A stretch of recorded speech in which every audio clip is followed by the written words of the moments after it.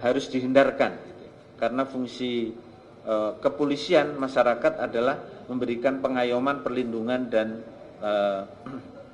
pelayanan, ya, dibanding isu dari penegakan hukum tadi.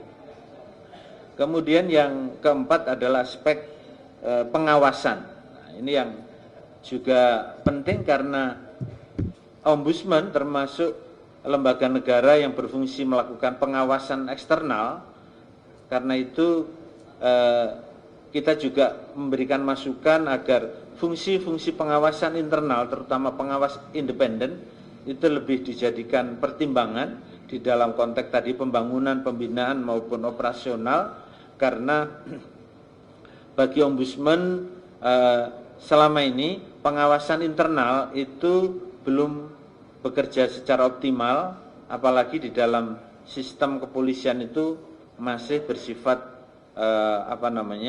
ada aspek militeristiknya gitu ya. Karena itu sistem komando itu menjadi salah satu karakter yang perlu diperbaiki, sehingga fungsi pengawasan itu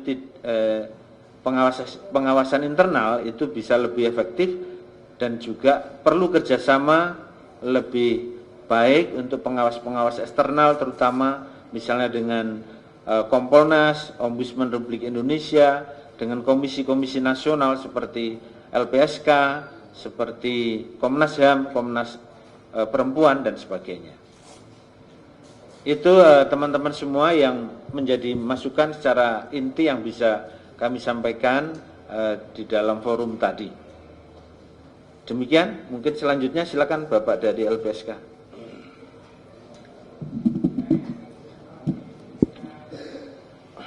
Terima kasih kami dari Lembaga Perlindungan Saksi Korban. Pertama kami sampaikan bahwa perlindungan saksi korban itu sangat penting. Jaminan perlindungan saksi dan korban penting, dan perlindungan diberikan dalam proses peradilan pidana. Banyak hal yang kami sampaikan tadi dengan Komisi Percepatan Reformasi Polri, yang secara umum kami sampaikan bahwa kolaborasi, sinergi antar kelembagaan, LPSK,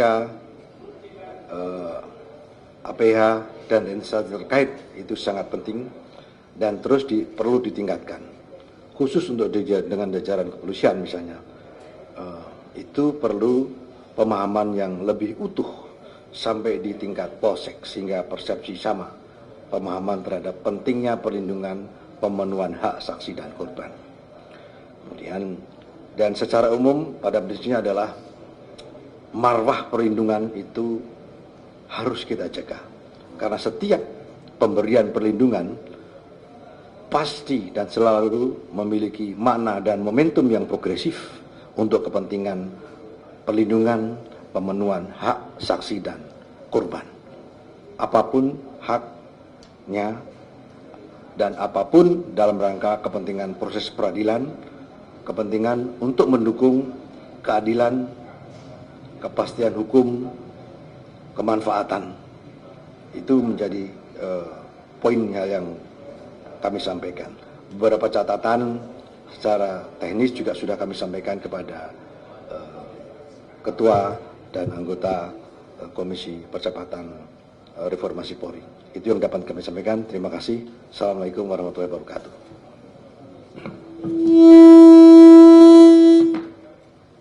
Cukup ya, nggak ada pertanyaan kan? Rekrutmen ya Pak, apakah perbaikan rekrutmen ini ada syarat-syarat tertentu yang harus diperbaiki, misalnya bagian pendidikannya kah, atau usia dan lain-lain. Sama kalau sekalian soal penanganan Sumatera boleh ya dari LPSK dan Ombudsman. Yang soal penanganan Sumatera Pak, mungkin dari Ombudsman penanganan pemberian bantuannya sejauh ini apa yang masih kurang, begitu juga dengan investigasi gelondongan kayu dari Ombudsman sudah menemukan catatan atau belum? Kalau dari LPSK mungkin sudah ada yang mengajukan perlindungan kah Pak untuk saksi terkait, kan Satgas PKH juga lagi investigasi, sudah ada saksi yang mengajukan perlindungan belum? Terima kasih. Terima kasih untuk pertanyaannya. Terkait dengan usulan rekrutmen, yang kami tawarkan adalah bagaimana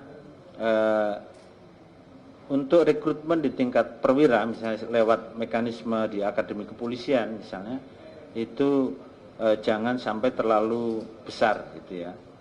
Tentu kebutuhannya, bayangan kita bahwa kebutuhan misalnya perwira untuk jadi Kapolda misalnya itu kan cukup, kalau jumlah provinsi kita 38, Kapoldanya mungkin tidak sampai segitu. Maka untuk calon perwira menengah sampai tinggi seperti diseleksi di Akpol itu ya paling 200 sampai 300 itu, jangan sampai melampaui itu gitu. Karena yang terjadi sekarang dengan adanya overload atau berlebihan jumlah perwira tinggi itu kemudian sampai ke masuk ke institusi-institusi non kepolisian gitu. Nah ini juga bisa mengganggu pola sistem merit di institusi sipil, di ASN sendiri gitu. Ini kan akan terjadi kecemburuan misalnya, bahwa apakah betul bahwa perwira Polri lebih baik daripada karir ASN yang sudah dibina sejak CPNS sampai dia menepati persyaratan jenjang eselon 1 misalnya. Meskipun mungkin itu alasan kebutuhan ya, tetapi sebenarnya ini juga ada proses yang tidak fair di dalam, karena itu disebabkan oleh karenanya terlalu banyaknya jumlah perwira tinggi yang ada di kepolisian untuk dimasuki jabatan-jabatan tertentu di kepolisian sendiri. Ini yang salah satunya yang pertimbangan yang menurut kita perlu karena itu banyak implikasinya, banyak sekali.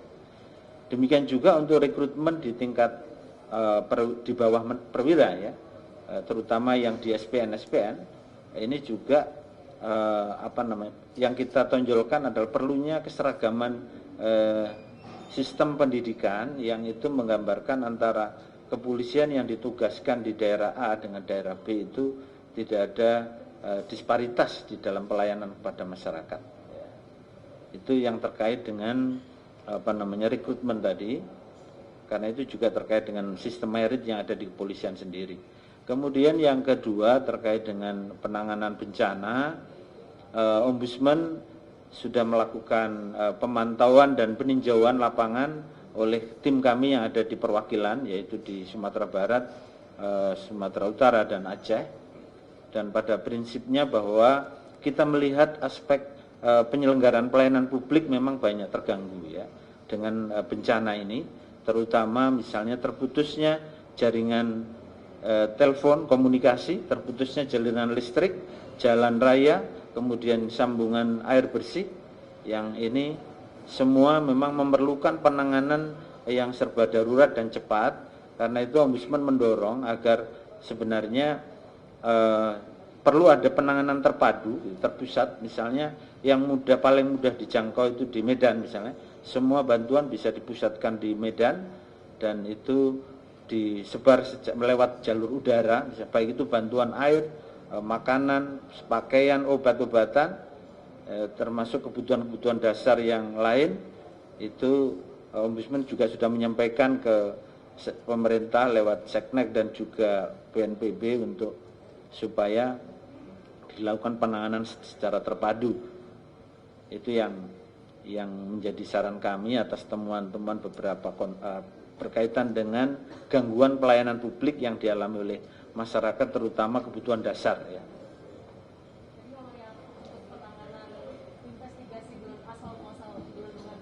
Untuk investigasi terkait dengan dugaan itu kita masih belum melakukan itu karena kita masih fokus pada pemenuhan kebutuhan layanan publiknya. Ya. Ya.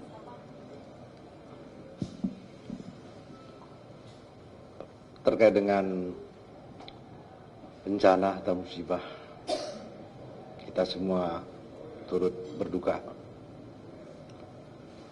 dan beberapa keluarga yang di LPSK yang di Medan juga ada terdampak, meskipun tidak sampai luka serius. Rumahnya juga ada yang kena. Pada kegiatan di LPSK sendiri, internal, saya juga apresiasi secara spontan mereka mengumpulkan donasi. Berapapun nilainya, terserah. Karena juga bukan kita suruh teman-teman mereka sendiri, untuk mereka, untuk disalurkan sesuai dengan yang berhak. Yang pertama. Yang kedua, kami juga terus memonitor melalui kantor perwakilan di sana. Dan hingga saat ini prinsipnya perlindungan itu tadi saya sampaikan diberikan dalam proses peradilan pidana. Kalau ada permohonan dan atas suatu perkara, tentu nanti akan kita telaah lebih lanjut. Intinya itu. Terima kasih. Ya. Terima kasih. Terima kasih semua.